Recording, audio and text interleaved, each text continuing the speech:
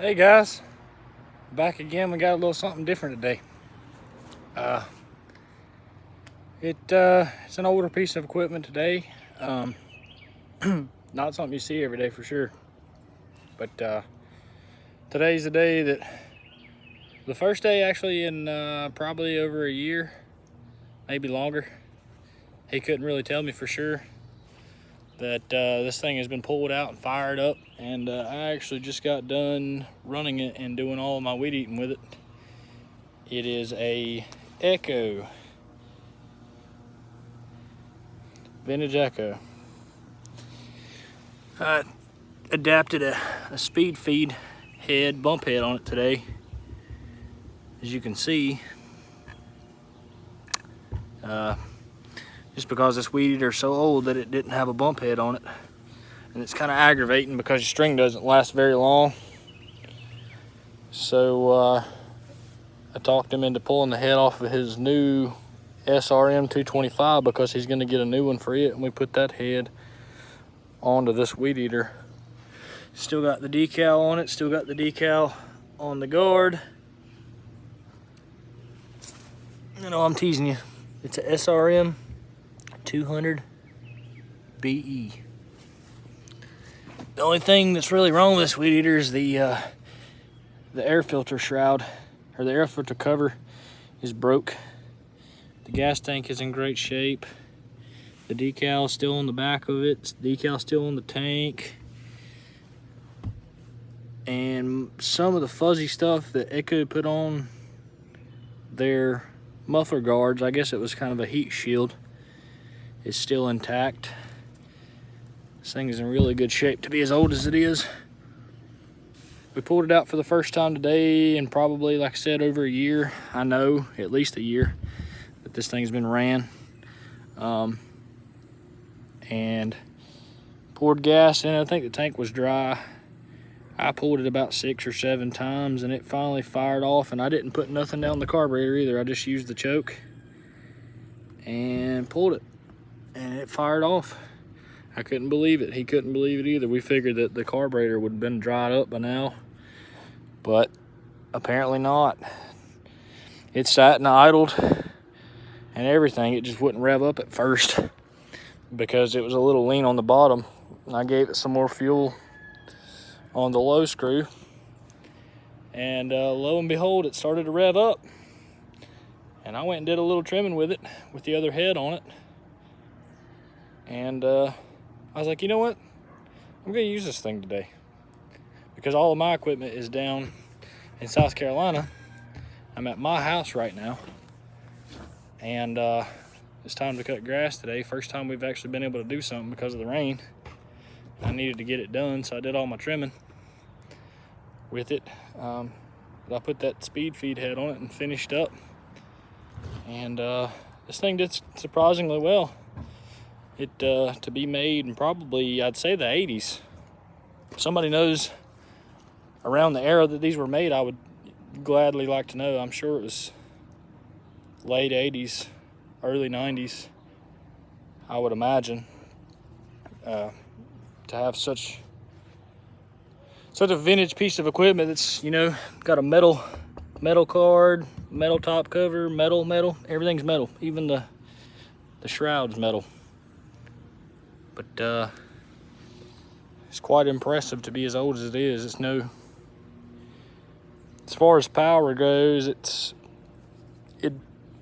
I'm used to running my FS90R steel or my Husqvarna 323,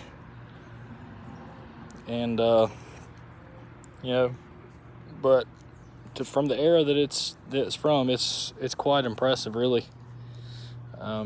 It was built to last. That's why it's still around. You can't beat those old Echo engines. I've heard of tales and stories of these things running well over 2,000 hours. Man treats it right and does his maintenance like he's supposed to. I think my dad got this weed eater from me years ago, and I had picked it up from an older man who had collected it, I guess, and he was going to leave it sitting outside. And I told him, I was like, nah, don't do that. You know, I was like, what do you want for it? And I think I might have gave him like $10 for it. It's either $5 or $10 for it. I can't remember which, but it wasn't that much. Brought it home, poured some gas in it, and it fired off then. I don't think we've ever done anything to this weed eater other than I put that bump head on it. Oh, I think I had to put a throttle. I think I had to replace this part because it was broke when we got it. I put a new throttle cable. It wasn't new, it was off of a parts one my dad had. But figured I'd bring you aboard and show you a little something different today. If you're like me and you appreciate vintage equipment and making this stuff run again, then figured you'd appreciate this. But I'm gonna get it fired up here and make a little video of it, show it off, let you hear it run, and might even do a little bit more trimming with it. See how this works out. See how it works out here. Let's get everything set up. It's warm because I just got done using it, so it should fire off. I've been having to play with the jets off and on all day with it a little bit just to get everything finalized and set. I think I've got it pretty close. We'll see. We'll see how it does.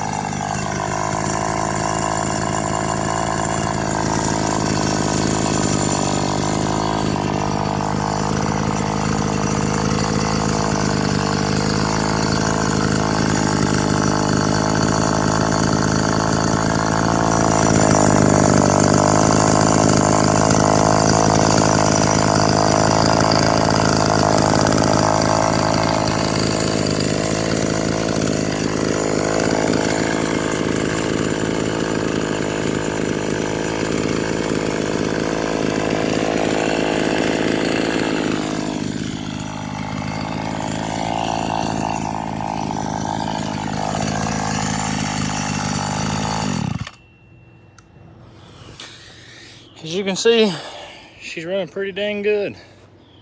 Can't ask for nothing no better than that, especially on something that's not been ran in over a year.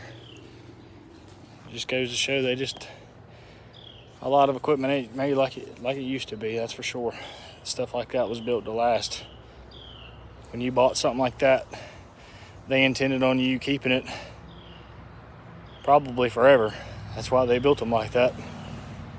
They weren't throwaways like a lot of things are now. I've heard stories that, like I said, landscapers getting ridiculous amounts of hours out of Echoes, especially the ones from the 90s that were really popular, like the SRM 3000 and the SRM, some of the other ones. I can't think of the numbers.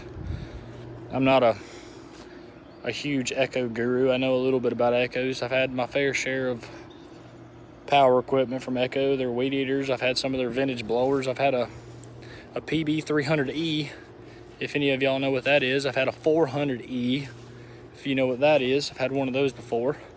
I actually think I've had two of those. And they're good running old blowers. They're quite powerful for their era, I would say. I guess by today's standards, they're a little not the best, but I mean, for a homeowner, it's a lot better than new junk you can buy from Lowe's or Home Depot. I would much rather have something vintage if I didn't have a lot of money, and which I don't, but it's good for a guy that, you know, doesn't really have a lot of money or whatever, but is pretty handy and can fix things. Stuff like this is the ticket, because, you know, a guy can salvage something from the trash or get it cheap, $5 or $10 like I did this weed eater, and you know, he's handy with this, good with his hands, and, you know, got a little bit of mechanical skills. He can get her fixed up, new carb kit, fuel lines, clean carb, whatever it may be, and have a decent piece of equipment, you know, to cut his grass or blow some leaves, or maybe even an old vintage chainsaw, like, you know, we're all interested in, because, you know, we all like vintage chainsaws. I know I do. But yeah, just figured I'd bring you aboard and show you a little bit about it and what I'm doing today. Got everything trimmed around the house. Got to get this place cleaned up. It's kind of a mess, but yeah. If anybody knows where we can find one of these, or has one, it'd be greatly appreciated. I've got my eye out for one now. I've got people looking for me, but if anybody knows where one is before I can find one, that'd be great. Yeah, hope everyone is enjoying their week, and hope everyone has a good day. I'm gonna get back to doing some other stuff today. I just figured I'd bring you along and show you a little bit of what we're doing. But anyway, have a great day. Stay safe. Don't do anything I wouldn't do. If you do, do it at a friend's house. Over and out.